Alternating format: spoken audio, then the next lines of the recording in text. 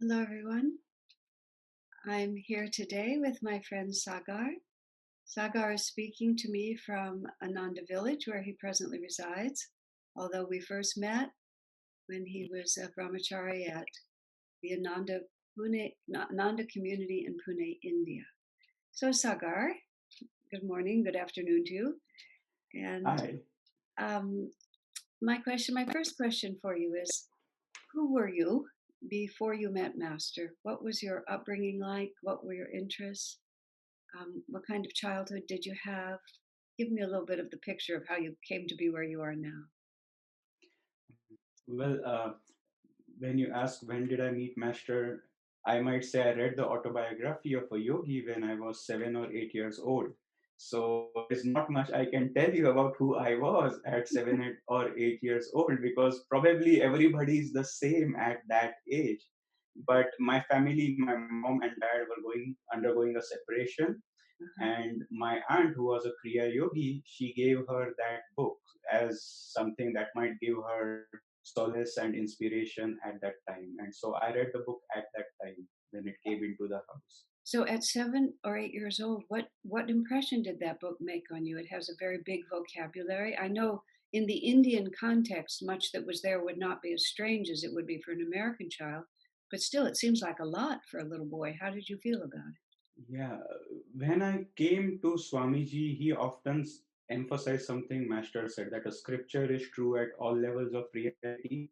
And I could relate to that because that book, Autobiography, is a scripture, and I found it to be very relevant at my level of reality. All the stories, all the deep relationships between the saints and their absolute faith in God and the way they lived their wisdom, all of that is very relatable even at that age, though of course in a different way.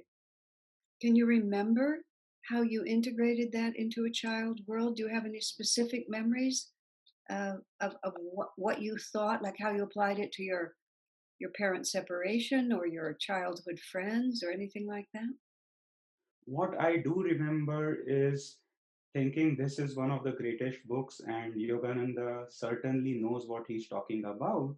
But Mm. what I also remember is how unknown Yogananda was. Again, this is something Swami Kriyananda often talked about, that when he came to India, one reason was Yogananda was unknown in Hmm. the land of his origin. And I can attest to that because I would go to school and tell them all about this great yogi, and nobody knew him. Everybody knew Vivekananda because he was in the textbooks, but nobody knew Yogananda. So for some time, I used to think that somebody has just imagined this character Yogananda based on Vivekananda, because how can he be so unknown? Oh, uh-huh. So that was some part of my life. I have specific questions like, do you remember like the resurrection of Sri Yukteswar, reading that as a child? Very much, very much. In fact, I remember the chapter before then where Sri Yukteswar passes on, and that chapter where I forget the name, but Yogananda says, "No more can I bring my friends into his room and say, 'Behold the Jnanavatar of India.'" And when he was feeling sad, I remember I was feeling sad with him even at that age because of Well, that separation. Yeah. did the chapter where Master's mother died? Do you remember that affecting you as a child since your family was changing at that point? Was that particularly poignant or not? Not at that point. I mean, I think what stands out in that book for a little boy is all the extraordinary events, and deaths are sort of ordinary also, so Uh-huh. part of life. So I don't remember that particularly. Well, I can see that was real life, whereas the Yeah, miracles would capture a yeah, child's yeah, imagination. Yeah, yeah, exactly. That's yeah, true. yeah. Now, did you feel that you were changed in your point of view after reading that book? Yes, I mean, after reading that book, I think everybody is changed, whether they know it or not. But it awakened memories, certainly, relationships which I already had with Yogananda. And I think that's the result I am a monk today. It's that reading the book at that age. So, absolutely, absolutely.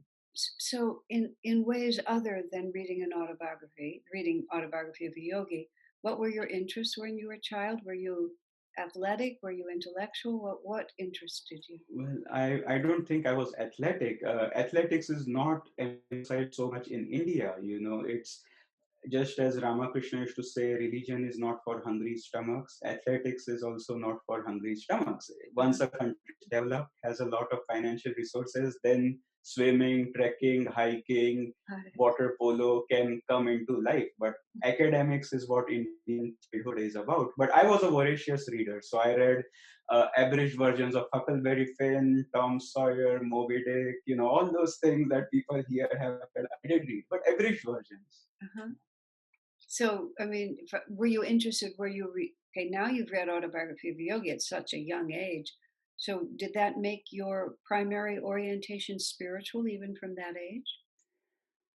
I always liked spiritual books. I mean, I went on to read the other SRF books, Man's Eternal Quest, Journey to Self-Realization. This was 1995, and Ananda was did not exist in India. Swami came in 2003, and my family had right now it has six Kriya yogis, but even then it had three others, and they had all these books from SRF. So I would read Majda. I read all of those. Yeah.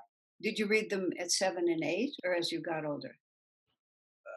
I started reading as soon as I finished the autobiography, but I'm sure like the Man's Eternal Quest has a chapter or lesson, who are ghosts or something like that. I mean, I certainly related to those kind of things. So Uh-huh. I don't say I understood it then. I don't even say I understand them completely now. So I'm still a child in that sense. Exactly. So your interest then, from basically from your earliest childhood, was always to know more about yogis and to know more about God. That was always a strong interest. In that same way, somehow Swami's autobiography, The Path, landed up at my home. Maybe I was 13 or 15 then, and I read that book. I was very, very impressed. I also read other stuff, but academics were of great interest to me also. I liked reading. Sherlock Holmes is one of my other all time favorites. I might read it once a year. I really enjoyed it. So, it book. Were you solitary, Sagar? Did you have a big social life, or were you solitary? Yeah, solitary. No, I mean, company of people doesn't interest me. In fact, I sometimes joke to myself, I was more solitary as a college student than I am now, where I have to interact with so many students, community, and be a part of Ananda. Ananda is more social for me. Yeah. For you. So we have a picture of a young man who was introduced by your family to serious spiritual thinking early, just accepted it because it was what you were born to do. But also, did you excel academically? Yeah, very much. Before I became a monk, I was in the US. I was studying in BU, Boston University. This was 2010, 2011. I was doing a master's and it was on a full scholarship. They took care of all my tuition. In Uh-huh. addition, they were paying me more money than I'm making now as a monk. That was 10 years ago. So, no, academics were easy for me and I did excel at my level. Yeah, there's others who excelled more. So, Yes. Did you find satisfaction in that excellence, or was it just something you knew how to do? I enjoyed it, but I don't think I felt, let me say that my life at Ananda is more fulfilling. Here I can use my complete creativity, enthusiasm, whatever, friendships, everything is focused to serving what I really want to do. There is no dissipation of energy, whether it's friendships, work, reading. So it's really nice here. So, but prior to that, would you have called yourself unhappy, or were you just simply living life as it was offered to you? No, I was very happy. In fact, I read about people who came to the spiritual path due to disappointments. I don't think in this life I've had a single disappointment as of now. I mean, and I'm not boasting, but no, I was very happy. But I wanted to do something else. That's, Swami Kriyananda, I wanted to serve him. That's where it came from. Before you, so you met Swami, you knew about Swami Kriyananda before you came to America to go to college? Yes, I like I said, I read Swami Kriyananda's book probably in the early 2000s. I didn't know he was in India then or that he came into India shortly, but around 2008, I was in Australia. Again, another school had invited me for the summer. I spent summers in different countries, Mm-hmm. and I had a lot of free time. And so I said, I remember Swami Kriyanand. I really enjoyed reading his book. Mm-hmm. Let me see what he's up to now, because my other family members, being from SRF, didn't really have anything to say about him. And Mm-hmm. so I went online and there's all these videos, and so I saw what he was. I mean, it was very evident his state of consciousness. I also saw all the other stuff, including the lawsuits, blah blah blah. But I had to make my own decision, and I'm very happy I did. When I went back from Australia, I tried to meet Swami Kriyananda. He was supposed to give a talk in Mumbai, but he fell the night before, and Jyotish and Devi did that talk. So I never met them. But then I went to Boston a couple years later, and there were she who, he conducted the Kriya ceremony. And then a year and a half after that, I quit those studies to go back and be a monk in Pune, because Swamiji was asking for Indians to come help him in the work in India. Had you met Swami Kriyananda before that point, or did you meet him when you went back then? The only Ananda person I had met before I left US to go back to India to be at the Pune community was Devarshi and Bharat and Anandi, who had come also. But they didn't have any idea I was planning to do that. So Uh-huh. it was You very just sudden. you just moved. You moved according to what moved you. You weren't. Yeah, Yeah. no, that's true. I even flunked one of my final courses, so there was no way I could come back. I just Uh-huh. wanted to be absolutely sure. Did you flunk it on purpose to close the door? Yeah, absolutely. And then I told my mom I'm coming back. So there was no way, because the family always says, "Oh, stay back, continue, complete what you have to do, etc., etc." I didn't want to go into that. So um, did your mother know you did it on purpose? Well, she must have Yeah, known. Yeah. yeah, she does. I mean, you have met her. She's in the Pune community now. It was a shock for some time, but she has the same guru. So what do you say? I sometimes joke in India, if you are a son, then and if you want to be a monk, they say you can't do that. You have to take care of the family business. Right. But my answer is, well, there are 6 Kriya in my family, so this is my family business. So I'm doing exactly that by becoming a monk. So, what year was it that you went back to India and met Swami finally for the This first time was in the person? last day of 2011, and I could meet Swami in person. He was happy about the decision I made, and I saw him a few times. He came to India once more in 2012, and then of course he passed on in 2013. So yeah. What was the impression you had of Swami? Now, he wasn't new to you when you first met him in person, but how did you? Was it different? Did he surprise you? What was the impact of meeting him? My interactions with him have always been the principle, the teachings, rather than the person. And I'm very happy with that, because in this life it seems that's the right thing for me. So actually, not much changed after meeting him in person. He was what he was through his videos, through his writings. Uh-huh. And and then you went. The community was just starting there. There was a small monastery. It was rather primitive. You were part of that. Mhm. You're part of that story. What did that feel like to you when you were just living it? Was it just a natural life to you? Did you have to adjust? No, it was very natural. It was very easy. It felt like home. But of course, there was probably all that preparation, right? From reading the autobiography at the age of 7, seeing relatives practice Kriya Yoga every day, So it was very natural. There was a lot of grace, I'm sure. It's because of that we are able to stay on the path rather than our own decisions, because I've seen many people who come sincerely but have to move on. So I've been very grateful that I'm still here. It was easy. No, it wasn't hard. What? How do you? When you think back on that period of time, what would you say are the salient characteristics of those first months of being a monk on that community land? At that time, Jamal was a head monk, and anybody who knows him knows what a fine friend he is. So the first task was to help build a monastery, because the monastery was primarily all these it was a camping site. There was one building, one house.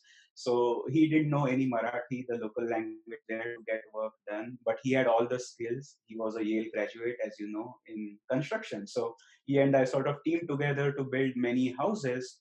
And for me, that was really enjoyable because I had worked cerebrally all my life, and the spiritual path. So working with hands was great, but the spiritual path is one where you don't see progress every day. It's Uh-huh. the same thing. When you work in construction, you see progress every day. Here, the walls were 3 feet high. Next day, they are 9 feet high, and all those things. So seeing change is really, really beneficial. I enjoyed Was there any part of it that you would call tapasya? that.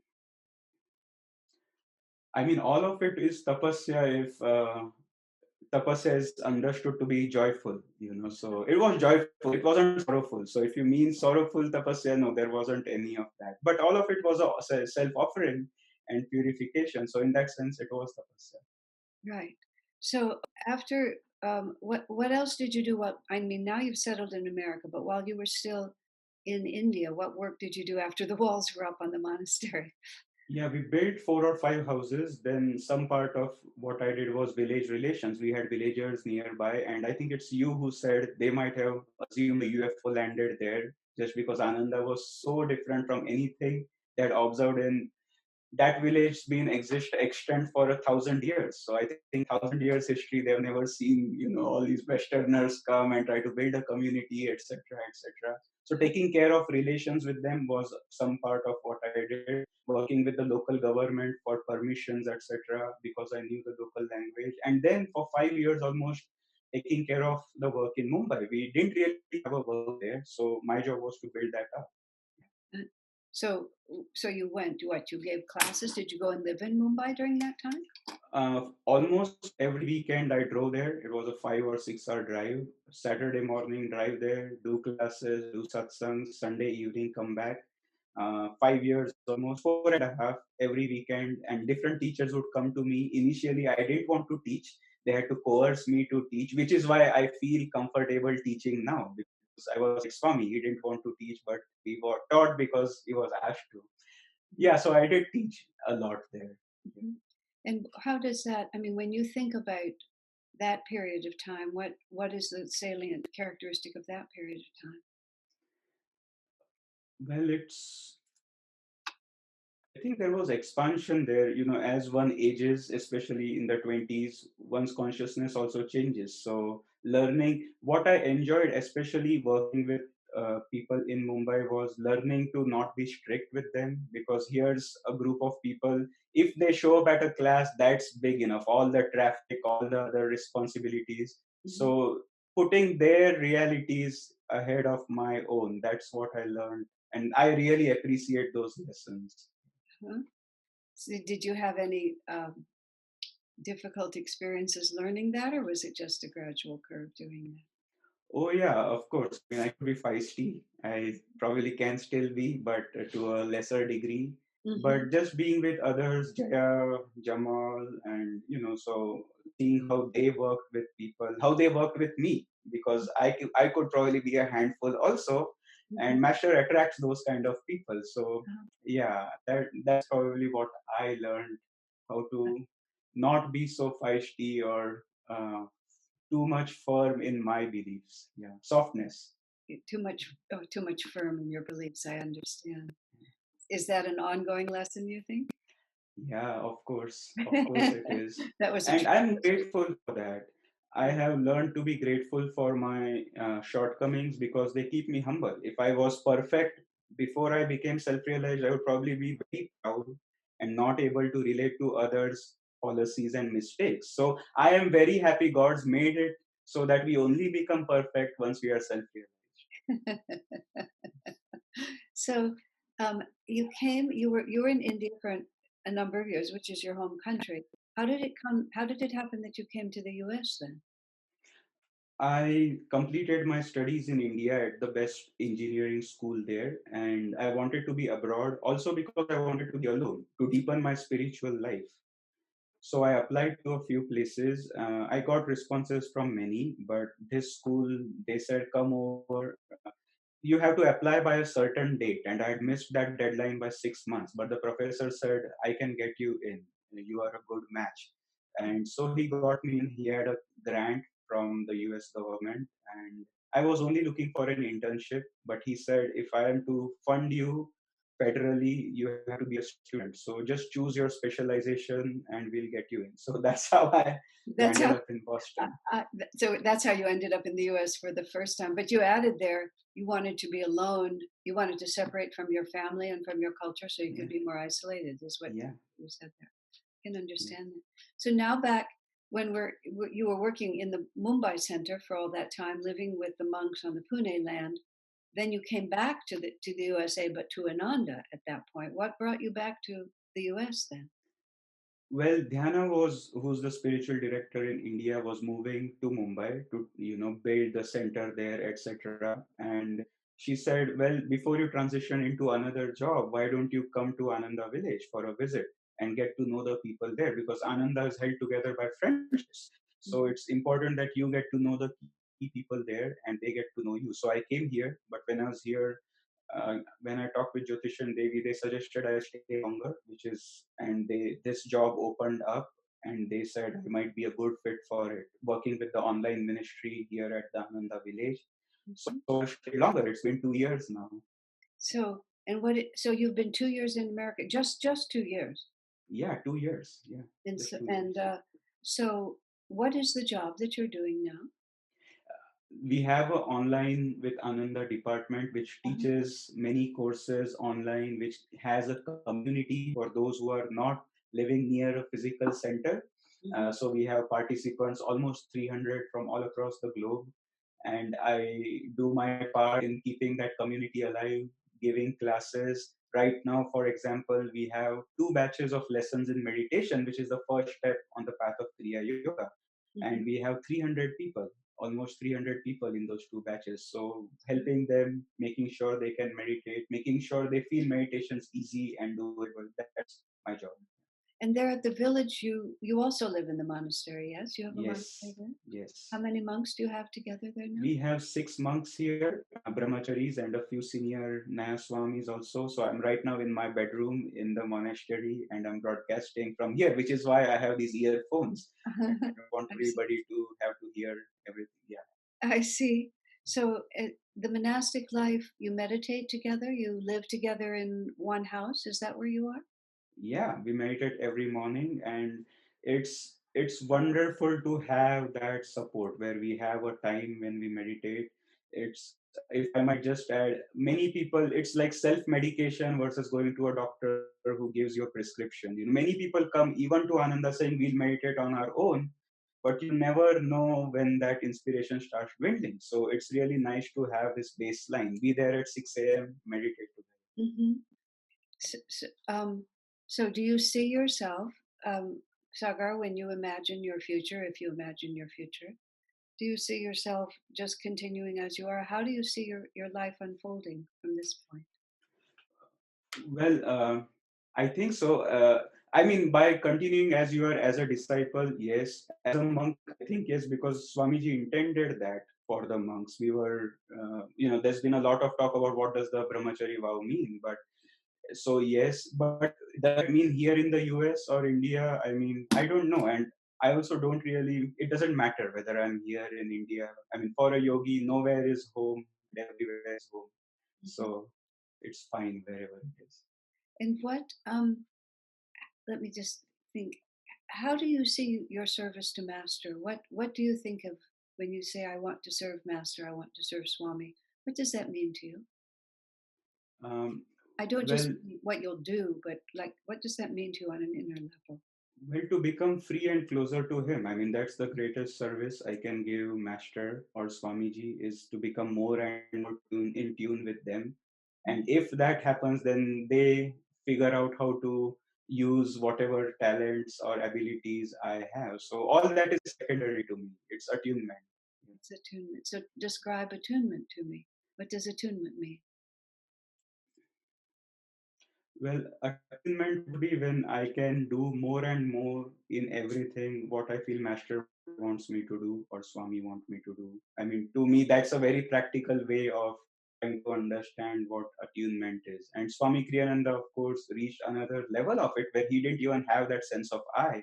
He just felt master go through him. I feel it's by doing this that probably I can reach closer and closer to that state. That's right. And what does it mean to you? You've mentioned many times about being a monk. What does being a monk mean? I mean, you can describe the external way of life, but what does it mean to you inside? Why are you drawn to that life? Well, one is the vow. I mean, for me, a vow is important because you take a vow, you keep it. The second also is um, being a monk just allows me more time. A monk is not single, he's as much in a relationship as a couple is, but with the cosmic beloved. So it's everything a normal couple would do to keep that relationship thriving, I have to do with my cosmic beloved. And I find it really fun. I find it very enjoyable. I appreciate the time I have to do that. So I enjoy that aspect.